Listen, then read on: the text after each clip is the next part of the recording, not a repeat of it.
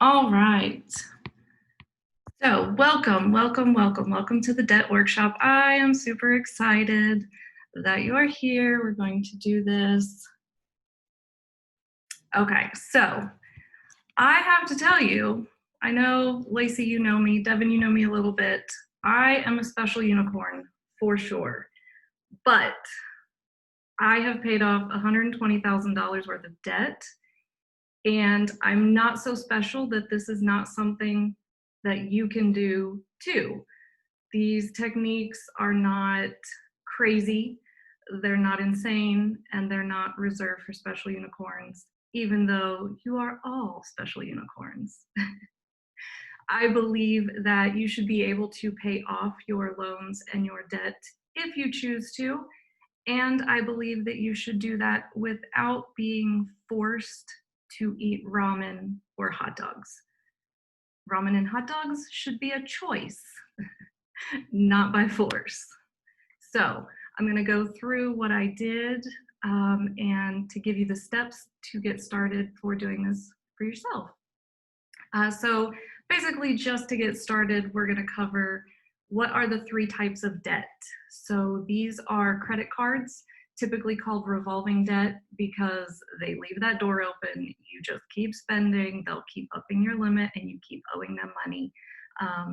And the best thing, these are Visa, MasterCard, Amex, these are store cards. Anything that's not pulling money directly from your bank account is considered a credit card. So the biggest thing that you want to know here is that the credit card companies make their money based on how much you're spending. So they charge you a percentage to front you that money, basically. So that's how they make their money.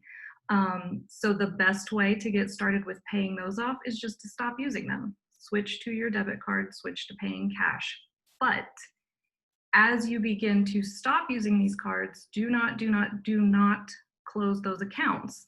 That will show up as a negative on your credit report, and that's a completely different topic, but we'll get into that at another time. But that is how you handle credit cards. Now, loans is going to be secured debt. This is typically your student loans, your car loan, your mortgage loans, anything that the bank or whoever you've gotten the loan from, whoever has loaned you that money, they basically have a hold on something of yours. So for a house loan, oh, there's someone else.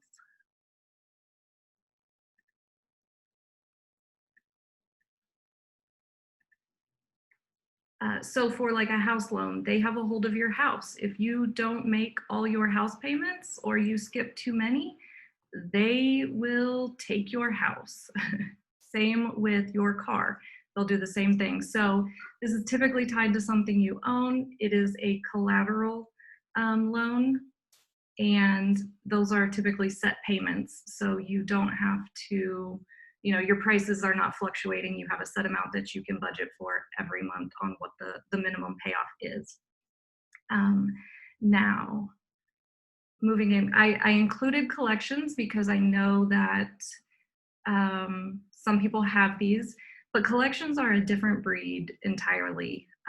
These are debts that you've had in the past but didn't pay on them quick enough, and the company that you owed that money to has sold what you owe to another business. So a third party has come in and said, you know what, I'm going to cover Lacey's debt.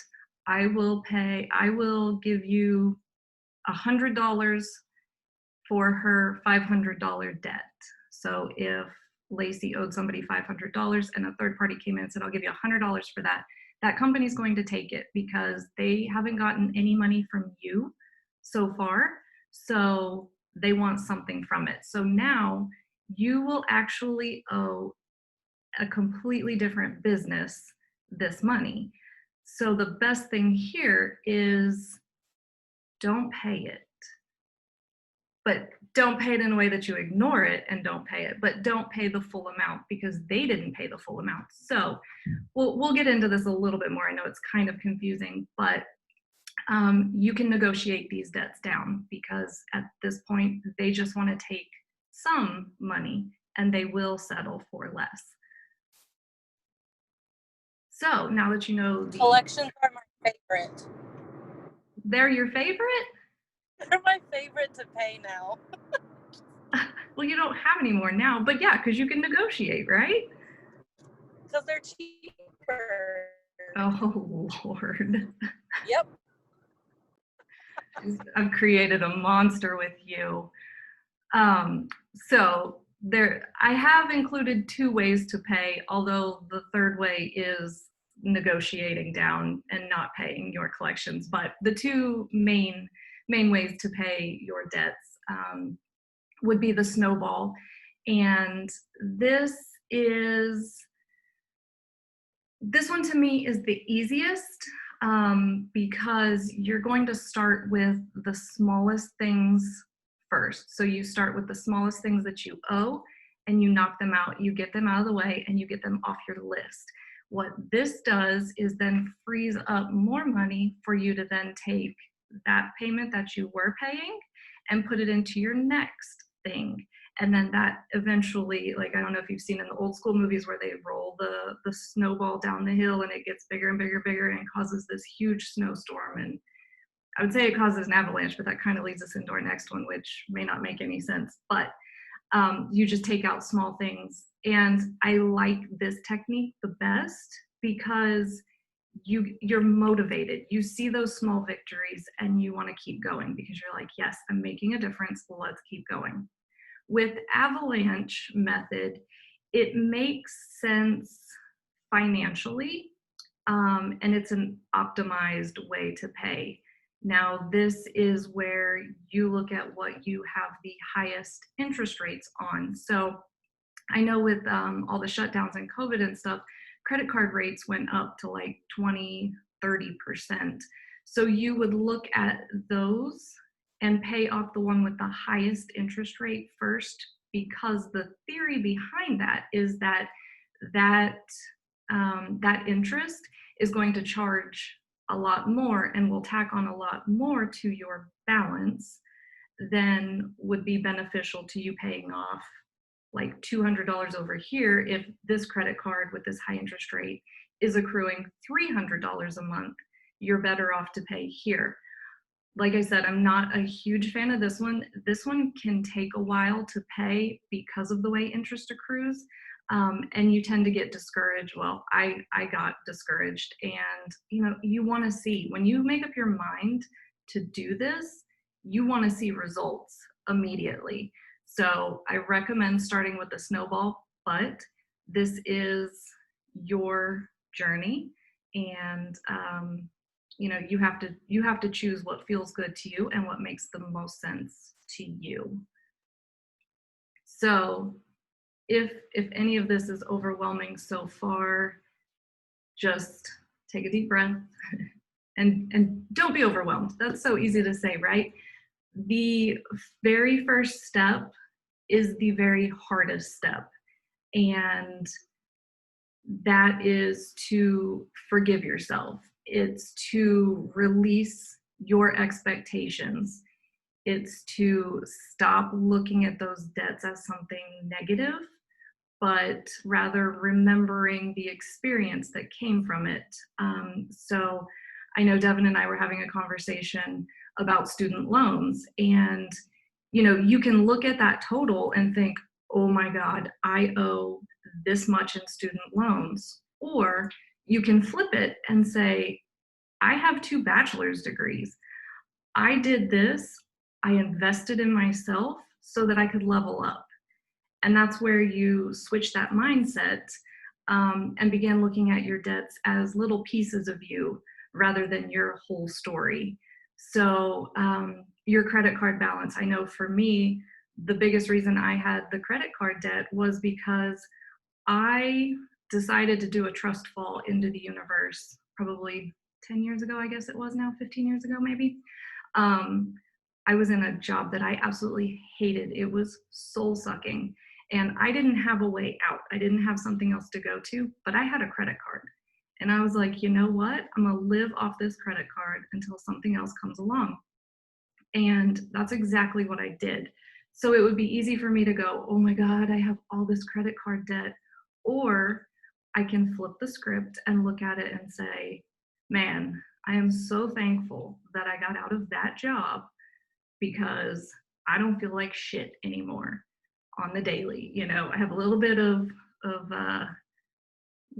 what would you call it? Like, kind of pisses me off that I have credit card debt, but not as much as having to go to a soul sucking job, right? You really pick your battles. Um, and then the second step, super easy, list out your debts. Get the full picture of the journey that you're embarking on. You have to know what you're attacking to begin to plan your plan of attack. So this is not to make you feel shitty. This is not to, don't be judgy. Don't judge yourself. This is really just to get an idea of the big picture of what you're about to take on. And so, just understand that this is going to be a vulnerable experience to get started, but by doing the work in step one, you can flip that script and you'll have already worked through the hardest part. So now you're just going to rinse and repeat.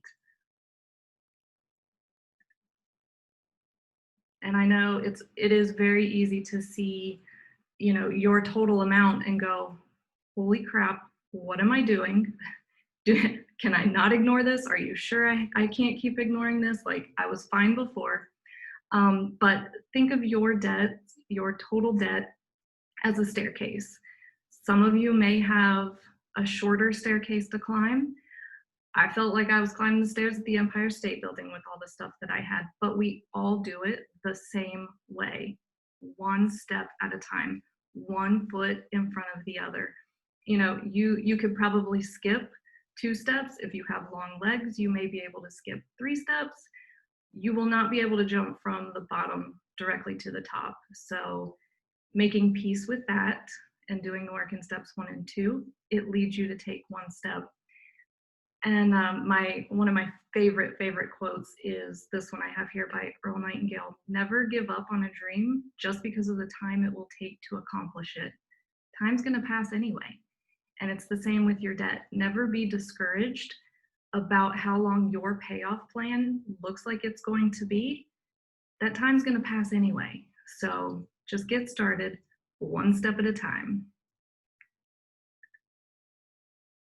Okay, so now you have all the information you need, and it's probably a lot. And like I said, this will be a replay, so you can go back and look at it if things aren't making sense. But now is the time that we begin to make the change. There are no excuses. You know what you know now, and now is the time that you can move forward. So you have some decisions to make. You're going to look at the list of the debts that you wrote out. The list should be who you owe, how much your monthly payment is, and what the total payoff is. If you're going with the avalanche method, you'll want to make sure you know your interest rates for each of those so that you can list them by interest rate. If you're doing the snowball method, then you'll list them from smallest down to the biggest and just get started there.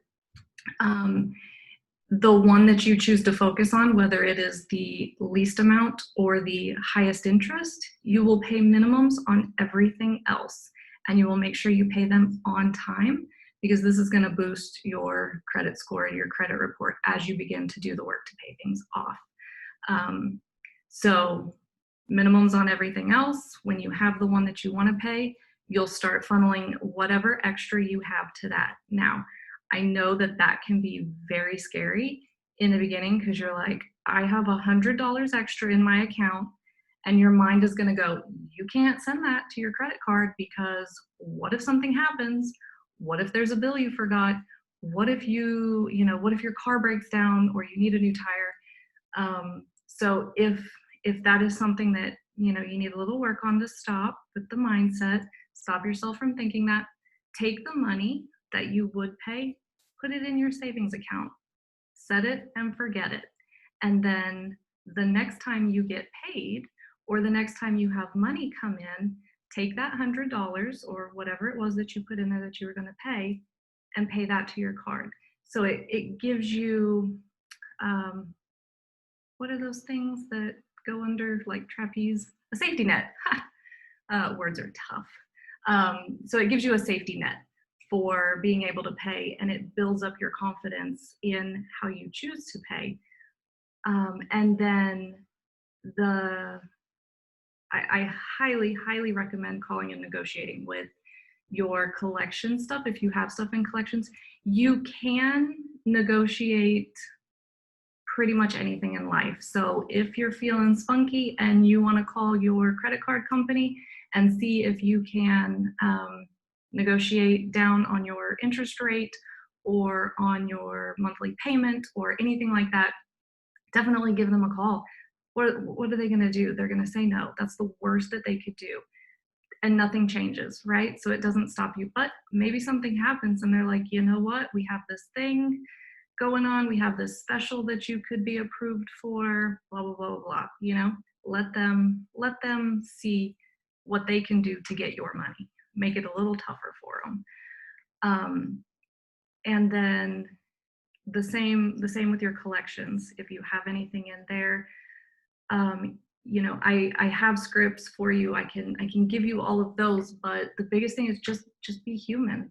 And now especially is the perfect time with everything going on in the world to negotiate the crap out of all your stuff and see where you can get ahead. Really play up the situation. Tell them you're a one income family. They don't know, but I mean, and then if they say no, then say, okay, well, what can you do to help me? Put it on them to give you an option because it will definitely help you. That's all money back in your pocket if you don't have to spend it. And no one wants to spend money on debt anyway. Okay, so I do have to give you my disclaimer. I don't know your personal money story. I don't know your personal financial story or your financial situation. So I've given out a lot of good general information, very top level stuff for you to get started on. I like to think of this as like a breakfast menu. Some people really want oatmeal and fruit and toast, and other people's prefer French toast and eggs and bacon. And maybe you prefer different things each day. So take what I've given you and use what feels good. Take what feels good to you and leave the rest. There's no rules. There's no right way to do money. There's no right way to do any of this. These are all just great ideas that have worked and that work for a lot of different people, but not everything will work for you. So hopefully that makes sense. But go with what you feel good with and what makes the most sense, because if you have a lot of debt like I did, you're going to be in it for the long haul, and you need to have something that feels good. You need to have something that feels sustainable.